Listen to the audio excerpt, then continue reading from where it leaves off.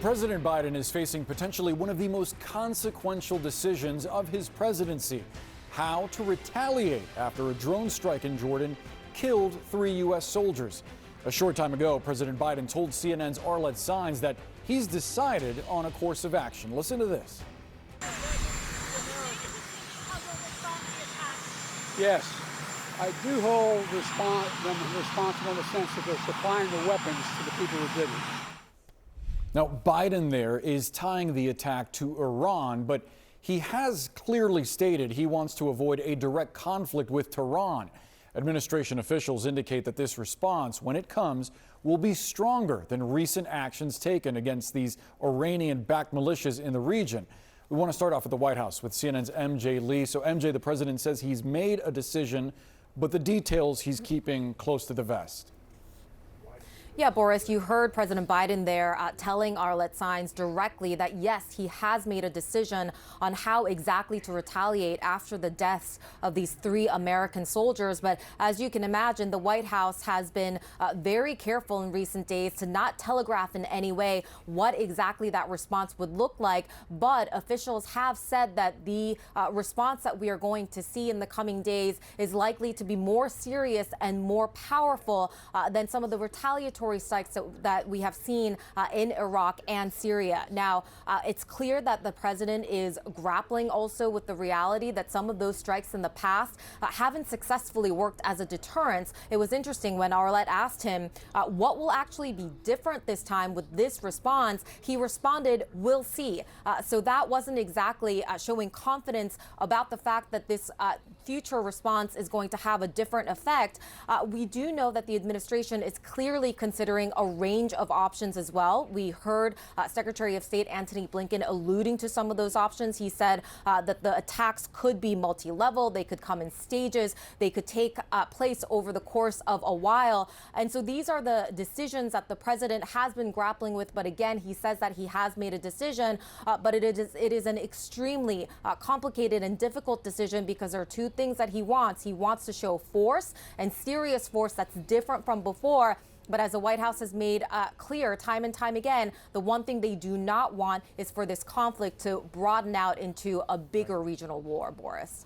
And MJ, we learned that President Biden has had contact with the families of those service members that were killed in Jordan over the weekend.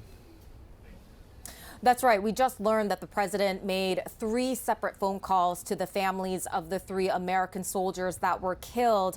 We are told that the president expressed his gratitude to these families and expressed his sorrow as well, and made a promise to these families that their service will continue to be honored by the family. We are also learning from the White House that on Friday, the president will be there to attend the dignified transfer of their remains when they arrive at Dover Air Force and Base. And this is something that the president actually raised with the families to make sure that this was something they were okay with. We're told that all 3 families were okay with the president's presence there on Friday. So all 3 of these U.S. service members will be returning home in the coming days, but obviously their deaths have really fundamentally changed and clarified the cost of the Israel war and the ongoing conflict in the region for the United States, Boris. MJ Lee from the White House, thank you so much for the update. We want to take you now to the Pentagon with CNN's Oren Lieberman. Oren, on the military angle here, is there a sense at the Pentagon of what the U.S. response might look like?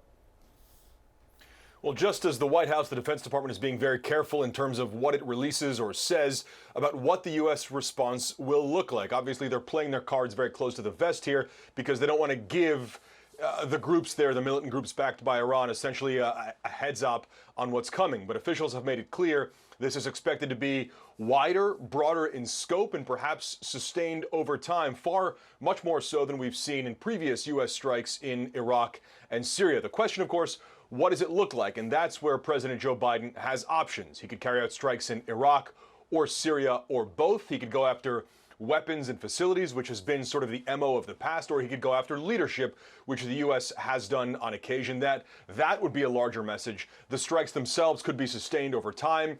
They could have a cyber element to it as well, a cyber attack accompanying sort of a kinetic action. And then that doesn't even get into all the special operations forces options. So the president certainly has his options. It is the Pentagon's job to come up with those options. And then Biden makes his choice on what he wants to do here. It is clear two things. First, it is expected that this will be bigger.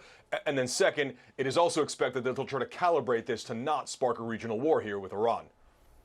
Oren Lieberman, an important update from the Pentagon. Thank you so much. Brianna? Let's talk about this now with former NATO Supreme Allied Commander General Wesley Clark. General, thanks for being with us. You hear the administration indicating the response is going to be bigger than what we've seen previously. What could that look like? Well, it could look like strikes in both Syria, Iraq, and maybe even something on the littoral coast of Iran. It could go after headquarters and leaders as well as the militia themselves. It could be repeated in a sort of action, evaluate, attack again, evaluate, attack again cycle. It might go on for 3 to 5 days, maybe longer. We could be listening to what's said after the first set of strikes, find out where they're being directed, the enemy's getting directions from, go after that site next. There's a lot that could be done militarily here. The question, though, as the president has said, is he wants to do the best he can to deter it. He doesn't want a regional war. And that's the art of this. We'll just have to see how it works. When Blinken says it could be multi-level and sustained over time, explain what that means. So I'd be surprised if there's not an economic component to this, some tightening of sanctions, some seizure of assets somewhere. So that's one level. I think a cyber attack is a second level. And then I think where you strike and what you use is a set of third level actions. So you can strike with Tomahawk launched attack missiles, the TLAMs fired from Navy ships. You can strike airborne. You've got some attack helicopters that you could use. So there's different ways of going it. And then there's the special forces that can do actually insertions, raids on the ground, actually take out headquarters, capture people, grab documents, and so forth. So there's a lot of different ways to go after this. Some Republicans want these strikes inside of Iran, which obviously that's different than what you're talking about here. Is that a serious proposal in your opinion? Well, I hope it was one of the options that was being looked at. If I'd been in the chain of command, it's what I'd have recommended, because I think you have to cap this off. You have to put at risk assets that Iran really values. And they're getting away for free with this proxy war on the United States. They don't care how many militiamen are killed out there. There's dozens of them and multiple headquarters and multiple young people standing up to be the next commander in line to get knocked off. But what they do value is their own Revolutionary Guards chain of command, their assets, and so forth. So yes, that should have been a serious consideration.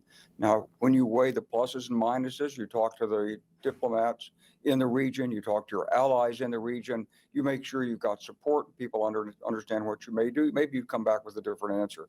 But I would certainly have been pushing for the top end of the strikes, because I think it's important to stop, get out of the action-reaction cycle and get control of the initiative of this thing and convince Iran to call it off.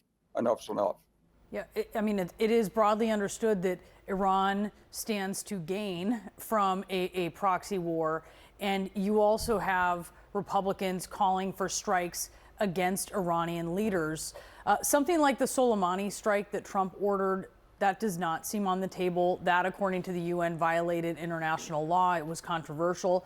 But to your point, how important is it that the administration do something that has some Iranian leaders looking over their shoulder, and how high up do those leaders need to be?